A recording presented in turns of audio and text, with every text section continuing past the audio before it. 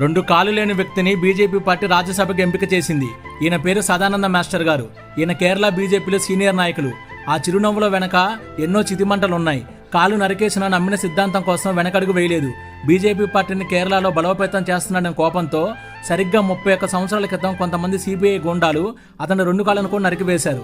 దేవుని యొక్క సొంత దేశం, గాడ్స్ ఓన్ కంట్రీగా పిలువబడే ఒక సుందర ప్రదేశం ఇప్పుడు డెవిల్స్ ఓన్ గవర్నమెంట్ అయిపోయింది. కమ్యూనిస్టు హింస నేటికి తగ్గలేదు. రాష్ట్రంలో కమ్యూనిస్టు ప్రభుత్వం అధికారంలోకి వచ్చినప్పటి నుంచి బీజేపీ కార్యకర్తల హత్యలు పెరిగాయని, అందులో భాగంగా కమ్యూనిస్టులు తన 2 కాళ్ళను నరికేశారని చెబుతూ తన 2 జైపూర్ కాళ్ళను చూపించారు. నరికేసింది ఆయన కాలనే కానీ ఆయన సంకల్పాన్ని కాదని తలిచి జాతీయవాద సిద్ధాంతం కోసం మునపటి కంటే ఎక్కువగా పనిచేయడం చూస్తే నిజంగానే నా శరీరం పులకించబోతున్నది. కన్నుల వెంట జాలదారులు. సదానంద మాస్టర్ గారు వలె దేశం కోసం పనిచేసే ఎందరో బీజేపీ ఆర్ఎస్ఎస్ కార్యకర్తలు ఉన్నారు. వారందరికీ నా వందనాలు. ఇలాంటి వ్యక్తిని రాజ్యసభ ఎంపిక చేసినందుకు నా బీజేపీ పార్టీ కూడా నా వందనాలు తెలియజేసుకుంటున్నాను.